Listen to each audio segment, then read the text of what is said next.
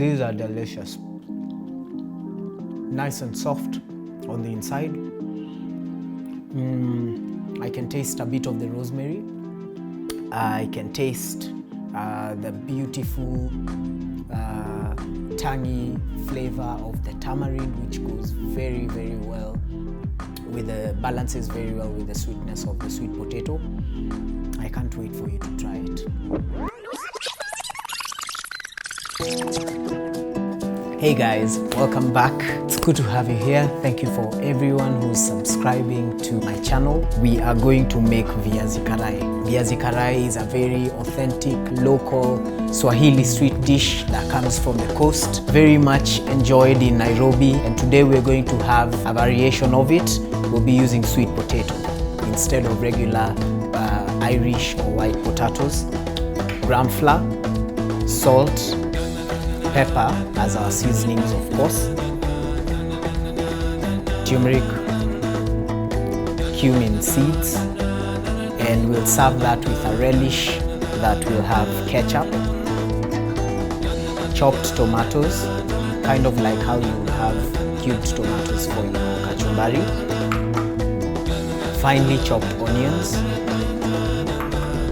fresh coriander, a fresh lemon, and tamarind, or ukipenda kwaju. Bon appetit!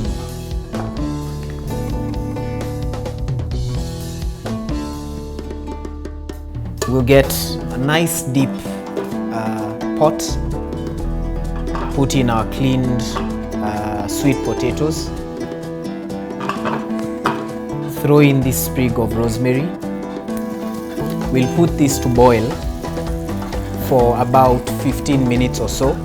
The sweet potatoes are quite small, so they won't take long. What we want to do is boil them just enough until they are slightly soft but not entirely cooked through. So 15 minutes for this size of potatoes. We'll season our water with a good amount of salt, and then we'll put this to boil. I had boiled mine previously prior to us doing this. Another reason for boiling it with the skin on is that it's much easier to peel, so you don't spend so much time peeling your potatoes. You can smell the rosemary, and the beautiful thing about it is that it's not so strong, since you don't boil this for so long and you don't use too much rosemary. So it's only to give your potatoes a really nice flavor. We'll then cut these into nice cubes, nice dices, fairly large, and dip this into the batter, which we'll make shortly. The butter is from gram flour, normally made from ground green grams. The end result is nice and crispy, beautiful potatoes. I like this variation because sometimes it's good to move away from regular potatoes, especially if your diet doesn't allow. Feel free to leave comments on how you make your sweet potatoes and what sort of twists on Kenyan food you'd love to see. I'll be more than happy to try out some of the recipes, if not all. The main aim of this show is to transform regular Kenyan meals, Kenyan dishes, into extraordinary delicacy that can be enjoyed by everyone from all over the world. So we'll go into making the batter. For that we'll need gram flour, 250 grams of it.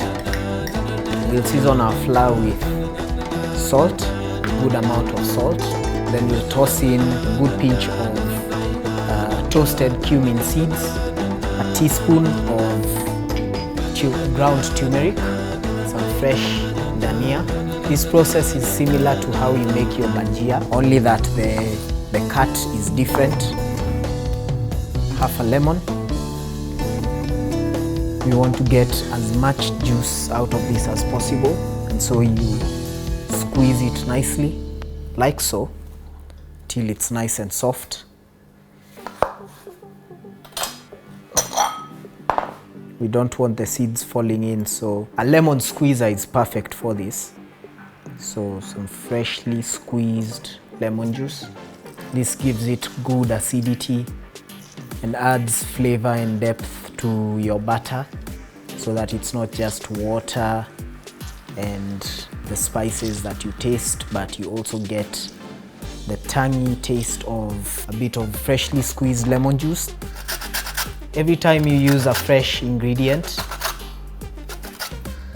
one that has taken time to be cultivated and grow, try and utilize the whole part of your vegetable, your fruit or vegetable.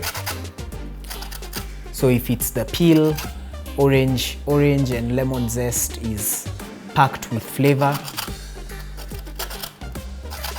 packed with vitamin C. So it's not only good for your food, but also good for your health.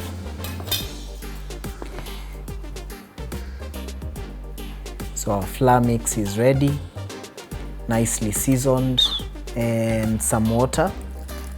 First start with a 1/4 cup of water. And I want to stir this until a nice thick batter. Thick but not too thick. Some fresh chili can also go in here, just to give it a nice, some nice heat. It's quite thick, but thick enough just to coat our potatoes. And these are ready to fry. I'll let this sit in the fridge for 5 minutes, and while we do that, we're going to quickly make our dip for the Viazi Karai. Our dip is super simple. Basically, I have 2 large tomatoes. I have half an onion here, finely chopped as well.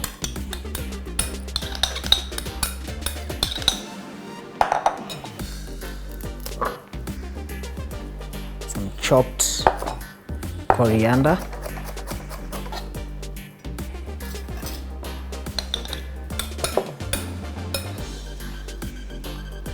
Ketchup goes in, about 1/4 cup of ketchup. And finally, some tamarind.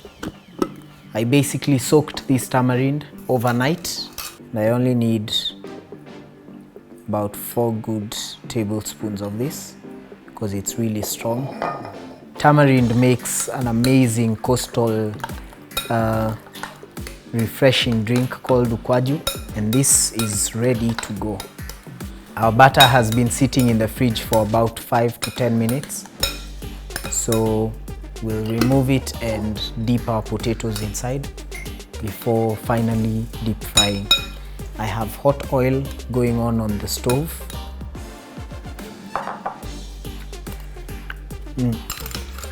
You have the sweetness of ketchup and the tanginess of your tamarind. Our flour is ready. 1 good stir.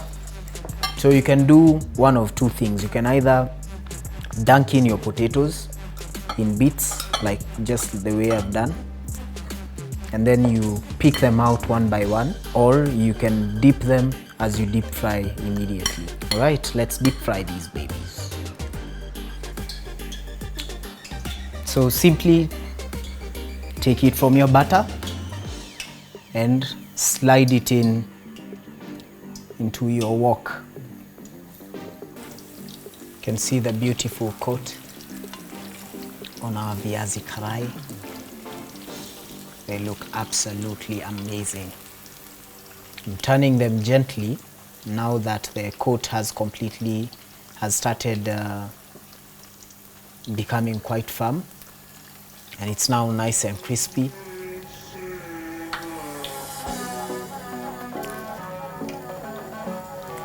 And we are ready.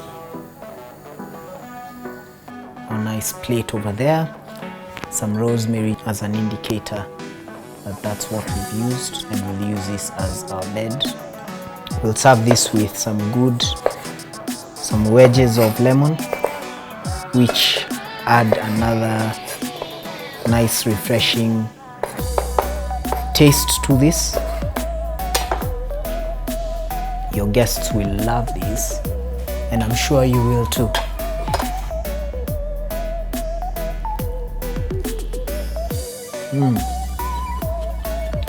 These are delicious. Really crispy on the outside, nice and soft on the inside. I can taste a bit of the rosemary. I can taste the beautiful tangy flavor of the tamarind, which goes very, very well with the balances very well with the sweetness of the sweet potato. I can't wait for you to try it. Make sure to subscribe, like, share, tell a friend to tell a friend, and I'll see you real soon. Karibu tena.